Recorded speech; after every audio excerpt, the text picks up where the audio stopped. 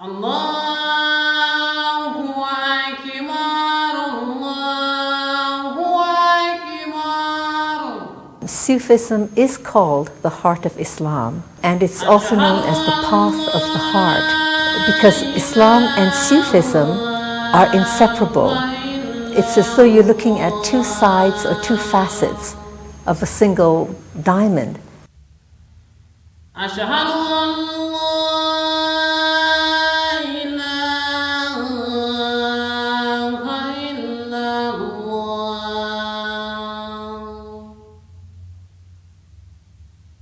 And it is true, from the beginning of time, there has been an impulse in the human heart to know one's creator. We seem to be driven as human beings to discover meaning, to discover purpose and truth, and to answer the fundamental questions such as, who am I? What is my purpose in life? And what is reality? Is there a God?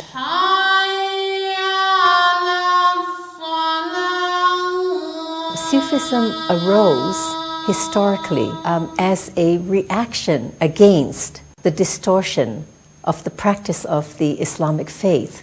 Those who loved the true faith often went into seclusion to practice their worship and their devotion, and the spiritual practices then took on a more defined state and evolved eventually about 100 years after the death of the Prophet into what we call the Sufi orders.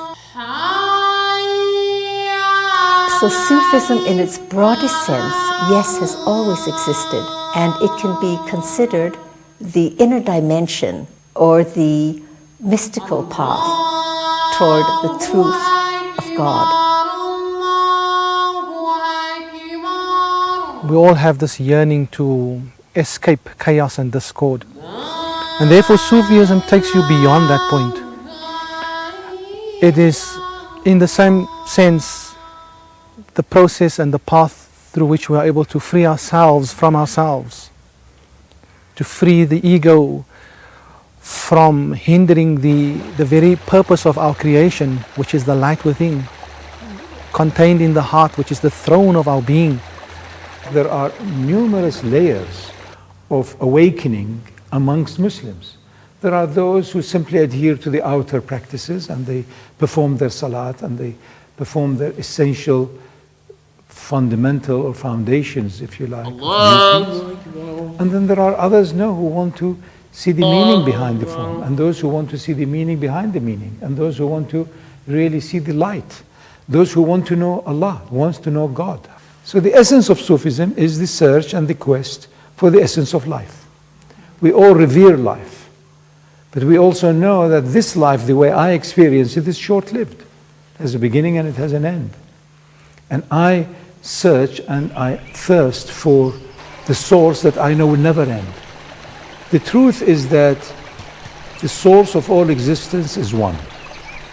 And all the numerous thousands of messengers and the prophets who have discovered that truth, discovered the light that causes all the shadows, or the Creator, or God, or Allah, whoever has discovered that all permeating one essence, have said the same thing throughout the ages.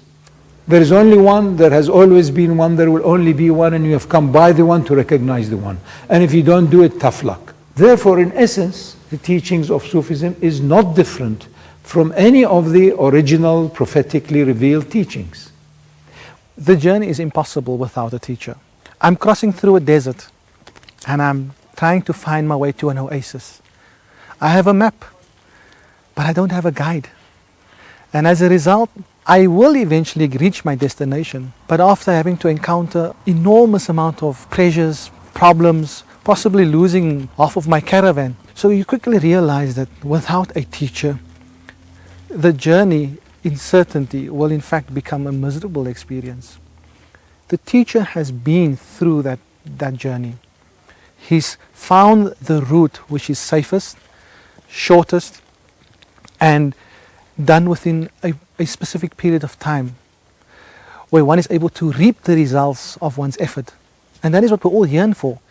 we can do and not experience the bliss of what we are doing or the satisfaction, and turn away from that in that moment and turn that satisfaction into an act of gratitude. An act of gratitude towards the master, your teacher, an act of gratitude towards the master of all masters, the creator himself. The attraction to Sufism was the absolute joy and love that we have between each other and that we share as a community, and the joy of the total submission to the will of Allah and the congregation that we have in our community. There is a common love between us that all my friends who's not part of the group always say they've never seen that kind of a love, and the joy that we have. When one considers the history of Sufism and how it came to South Africa, I must take you back in the history of Islam, right back to its origins. As Islam spread into Africa and into Asia and right into Europe, these very intensive religious services went with the spread of Islam, of course. It became known as Sufi orders. Then colonialism comes, and with colonialism went slavery, and slaves were brought to the Cape. Many of these slaves were Muslims, and so they brought their orders with them.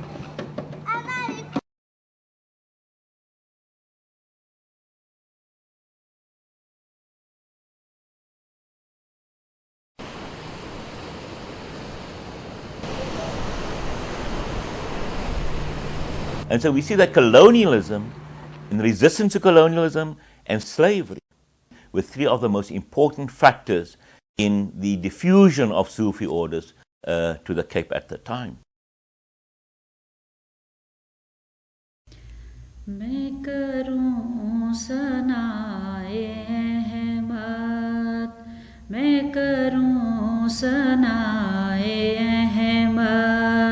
The practices as we know it, as it continues today as a living tradition, has always been set within the matrix of the Islamic prophetic path.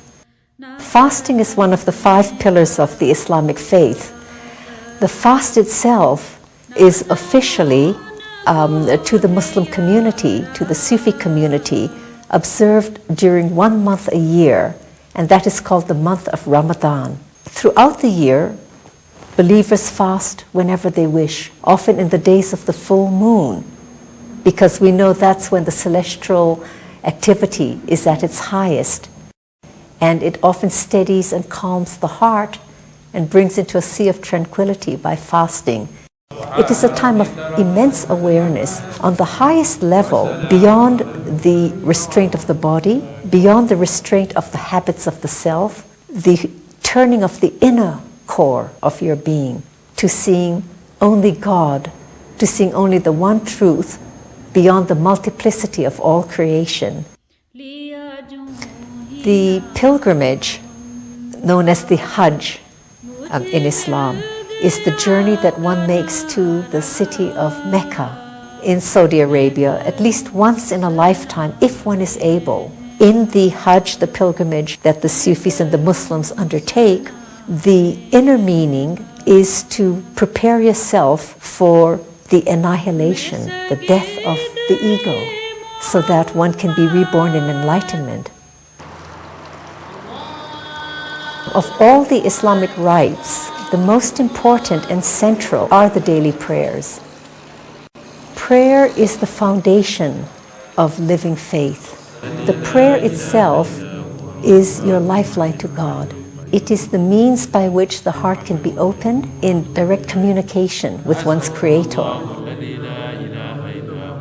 The cycle of the 5 prayers are a cosmological event in that it follows the cycles of the sun and the celestial bodies, and also the seasons dictate changes in the time of prayer, so that the believer is constantly in harmony with the universal cycles of nature. We pray 5 times a day, beginning with the first prayer in the early hours of dawn. In fact, it begins at the crack of dawn, the first light, and continues up to sunrise. The second prayer occurs at noon, when the sun is at its zenith in the heavens. And the third prayer follows in the midpoint of the afternoon, and the evening prayer occurs at sunset when the last of the redness and light has left the sky. Finally, the fifth prayer is about an hour and a half after the sunset prayer at night. We know that the strength of any action lies in the commitment we make to it. So we begin with an intention, then follow it with ablution or the ritual washing.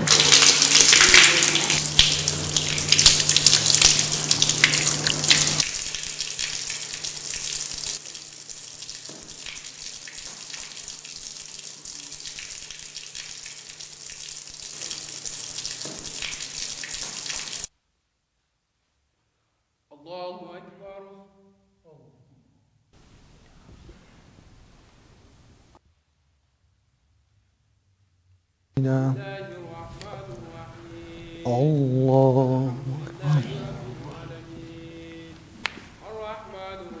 Allahu Akbar.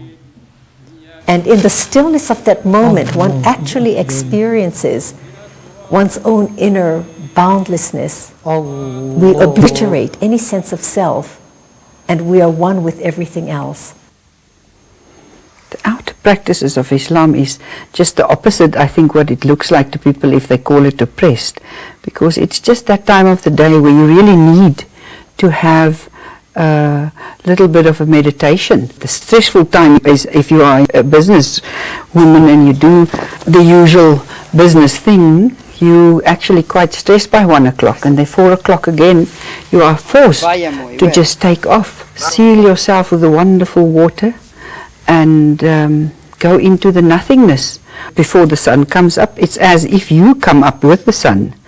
And then when the sun goes down, your day ends. It is actually absolutely perfect to stay in harmony. A significant practice in Sufism is learning to witness. There is a consciousness within us that is deeper than our everyday thoughts, our emotions, our impulses, our images. And it is in that core of consciousness that lies the ability to witness. Therefore, when we enter the practice of what we call pure witnessing, we make a commitment to withhold, to suspend judgment. We move to that deep self that allows us to look at things without analyzing it. And we begin to see the perfection of all existence. That when a calamity falls, simply by witnessing, we see the perfection of the event without blaming or judging.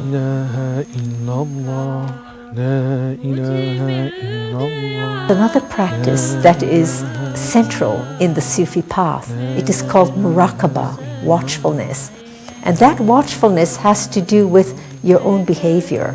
Watchfulness enables us to overcome our limiting habits and to act with greater generosity of spirit and the higher values that we like to live by. And you see beyond the form into the meaning. And then you are very close to beingness, to the presence of creation, to the Creator itself. And in this state of remembrance of God, in this state of watchfulness, in this state of witnessing, the multiplicity of this world disappears. And all we experience and see is the oneness in which we are all a part of.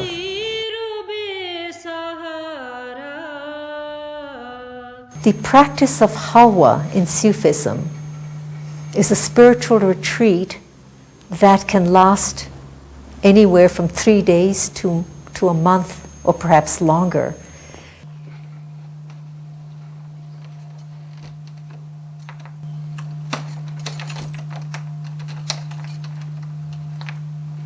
Stop.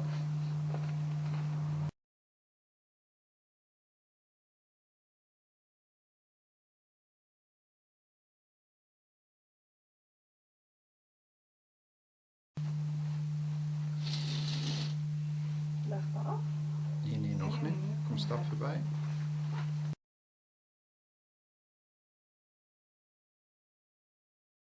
All that one is aware of is the calling of the divine name. And you are not even calling the name is calling you.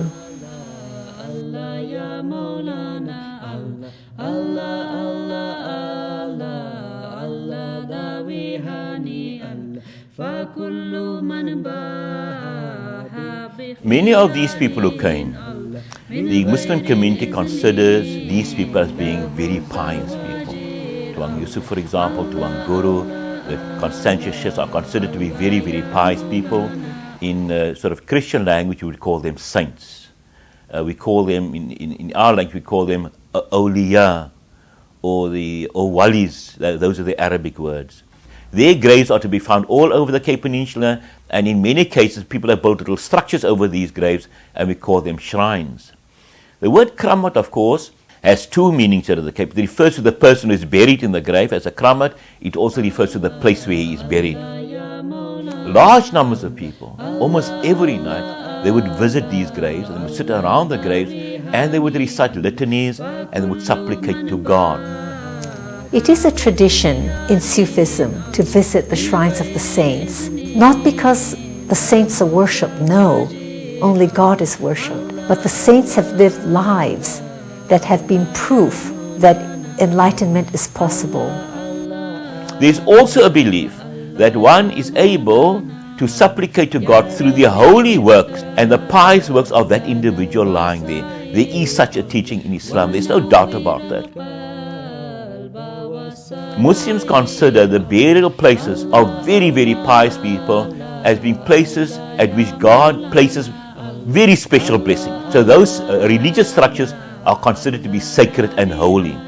The fact that you have such a holy personage lying there makes the whole place holy. The grave and the surrounding area considered to be holy, considered to be sacred in Islam. And because you engage in prayer and in religious service at this very, very holy place, God accepts that from you because of the place at which you are.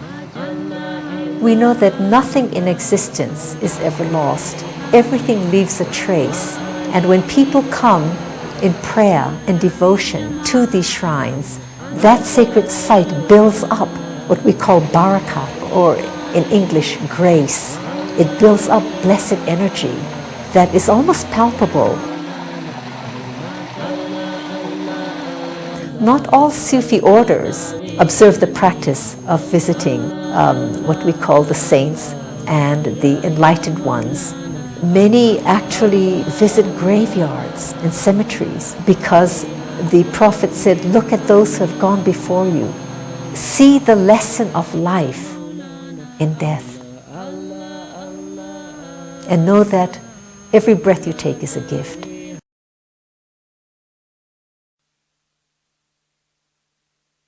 A high station in Sufism is to travel lightly in this world. It doesn't mean that we don't own anything, but it means that nothing owns us.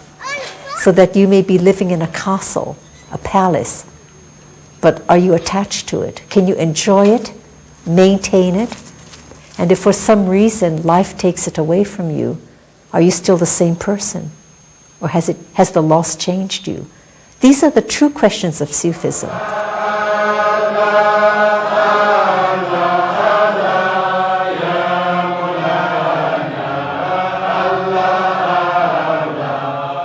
The word dhikr itself, of course, is specific to the Sufi tradition, but it simply translates as the remembrance, in this case of God.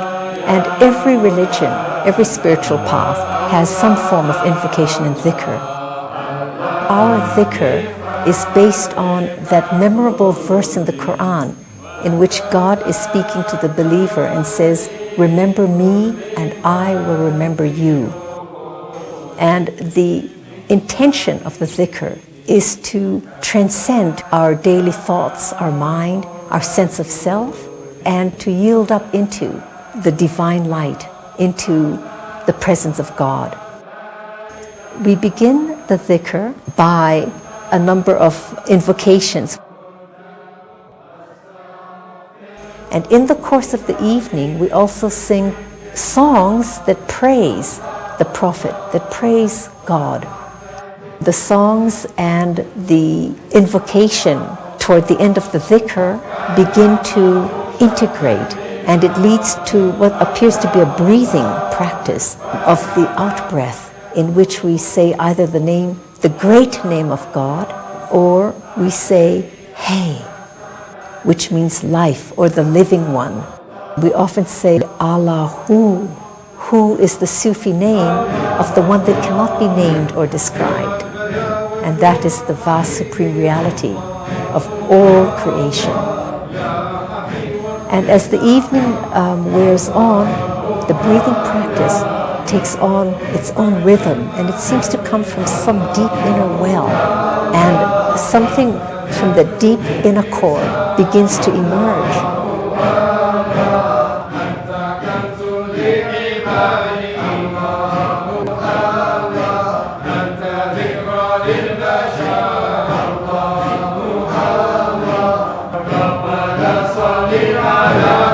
After a while, one actually loses sensation in one's body, because the single focus of concentrating only on your Creator diminishes everything else. And you are simply, passionately emptying your heart so that it can be filled with the divine light, with the presence of God.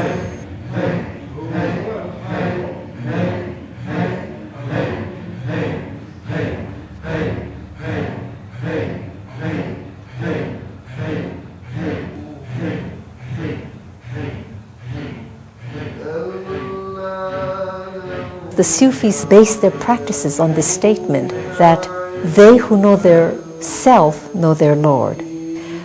Our blessed Prophet said, if you find the meadows of paradise, linger there.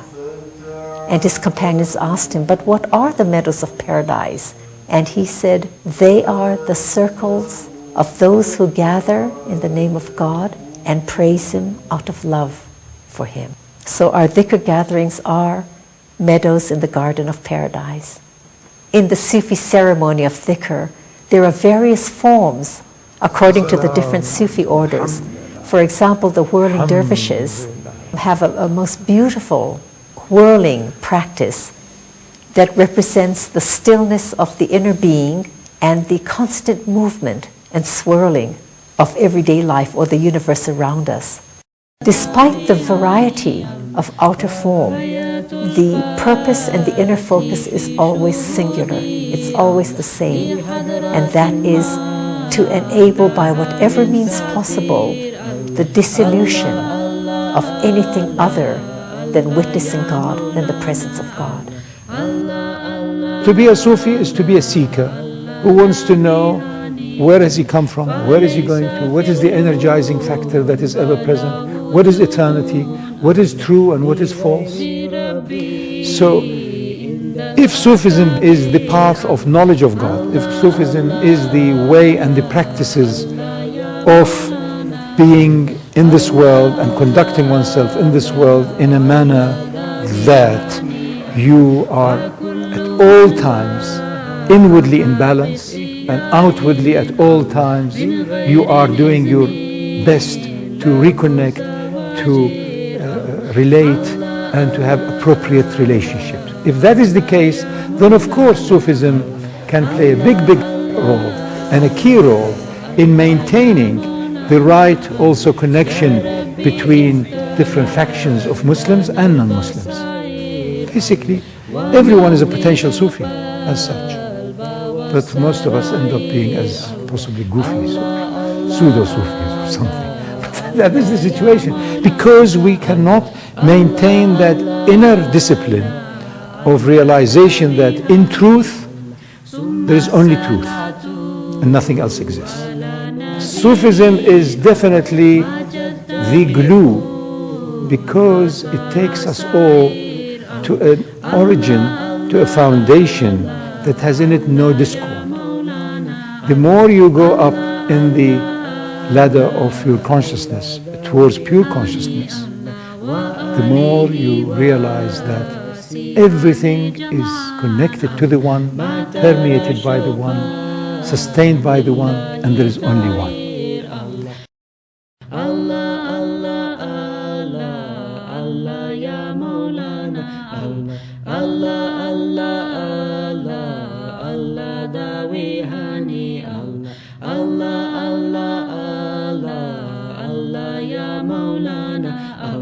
Allah, Allah.